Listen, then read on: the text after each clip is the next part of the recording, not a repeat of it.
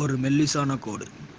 கோட்டுக்கு அந்த பக்கம் எண்ணெயே இருந்தால் ஷூட்டிங், இந்த பக்கம் அச்சம் என்பது மடமேடா ஷூட்டிங். எஸ், நீங்கள் கரெக்டாக கண்டுபிடிச்சிட்டிங்க. நாம் இன்றைக்கி பார்க்க போகிறது அச்சம் என்பது மடமேடா. இந்த படமான்னு கேட்கலாம். இல்லை, நான் விசால் புடிச்சிட்டு போயிடுவார். இந்த படத்தோட ரிவ்யூ தான் நம்ம பார்க்க போகிறோம். அதாவது இந்த படத்தை பற்றி நான் ஓப்பனாக சொல்லிடுறேன். கடைசி 1 மாதமா இல்லை 2 மாதம் கூட வச்சுக்கோங்க, தமிழ் சினிமாவில் கடைசி 2 மாதமா எல்லாரும் போய் படம் பார்த்துட்டு வெளில வரப்போ it's nice feel good movie அப்படின்னு சொல்கிறது வந்து அச்சம் என்பது மடமேடா தான். நீங்கள் போய் பார்த்தீங்கன்னா கண்டிப்பாக இந்த படம் வந்து உங்களுக்கு பிடிக்கும். இது வந்து absolutely Gautham Vasudev Menon film. Hero பார்த்தீங்கன்னா நம்ம சிம்பு. ஹீரோயின் யாருன்னா அவங்க பேர் என்னப்பா கொஞ்சமாக இல்லை மஞ்சிமா மோகன். ஆமாம், அவங்க தான் ஹீரோயின். அதுக்கப்புறம் பார்த்தீங்கன்னா சதீஷ் கிருஷ்ணன் யாருன்னா டான்ஸ் கோரியோகிராஃபர். இந்த படத்தில் சிம்புக்கு ஃப்ரெண்டாக பண்ணியிருக்காரு. அவரோட ரோல் இந்த படத்தில் ஒரு காமெடி ரோல் அப்படின்னு மட்டும் சொல்லாமல் இந்த படத்துக்கே ஒரு சப்போர்ட்டிங் ரோல்னு வந்து சொல்லலாம். ஏன்னா அவ்வளோ நல்லா பண்ணியிருந்தாரு.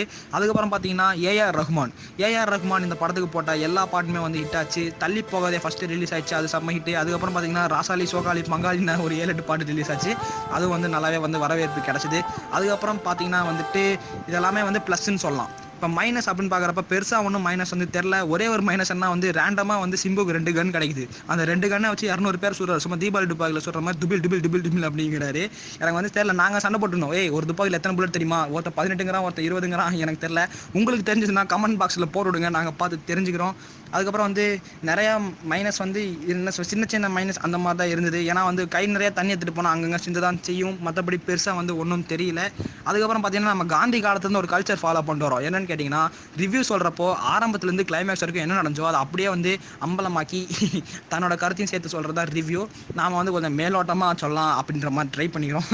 என்னென்னு பார்த்தீங்கன்னா, படம் ஆரம்பிக்குது எப்படின்னா வந்து நம்ம காலையில் எந்திரிச்சு பல விலைக்கு கிளிக்காமல் வந்துட்டு போய் பசங்களோட டீ சாப்பிட்டு காலையாக இருந்தோம்னா ஒரு ஃபீலிங் கிடைக்குமோ அந்த ஃபீலிங்கில் வந்து இந்த படம் ஆரம்பிக்குது.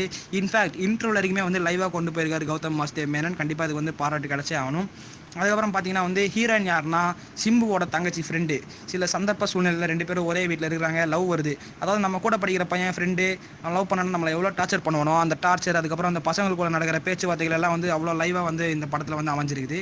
அதுக்கப்புறம் பார்த்தீங்கன்னா இன்ட்ரோவில் வரைக்குமே வந்து இதே மாதிரி தான் வந்து போகுது. ரொம்ப லைவாகவே போகுது. ஃபர்ஸ்ட் ஹாஃப்க்கு முன்னாடியே கிட்டத்தட்ட வந்து இருக்கிற எல்லா பாட்டும் இறக்கிட்டாங்க. அச்சோ, செகண்ட் ஹாஃப்க்கு பாட்டே இல்லையே, ஒருவேளை இன்டர்வல் கேள்ப்ப ஏஆர் ரஹ்மான் கம்போஸ் பண்ணி வாட்ஸ்அப்பில் அனுப்பிச்சுடுவாரா அப்படின்ற மாதிரி தான் இருந்தது. ஆனால் ஒரு விஷயம் வந்து கௌதம் வாசுதேவ் மேனனை பாராட்டணும். என்னென்னு கேட்டிங்கன்னா, பாட்டு போட்டு நம்ம ஆளுங்க வந்து பாத்ரூம் போயிடுவாங்க. ஆனால் இந்த படத்தில் அந்த மாதிரி எதுவும் வரல. ஏன்னா அவ்வளோ சூப்பராக வந்து சினிமாட்டோகிராஃபி வந்து பண்ணியிருக்காரு. ஏன்னா வந்து நம்ம கண்ணை வந்து அந்த படத்துலேருந்து எடுக்கவே இல்லை கௌதம் மேனன்.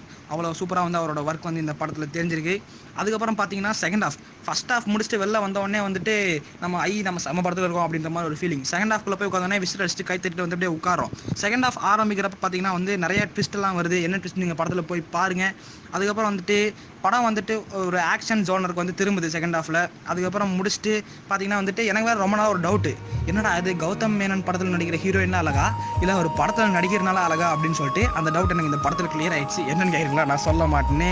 அதாவது வந்துட்டு இந்த படத்தை நான் கவனிச்சேன், நீங்கள் கவனிச்சிங்களா இல்லைன்னு தெரியாது. ஃபர்ஸ்ட் ஹாஃப் ஃபுல்லாக வந்து ஹீரோயின் சிரிச்சிட்டே இருக்கிறாங்க, ஹே. அதுக்கப்புறம் பார்த்தா செகண்ட் ஹாஃப்ல அழுதுட்டே இருக்கிறாங்க. என்னடா இது அப்படின்ற மாதிரி தான் இருக்குது.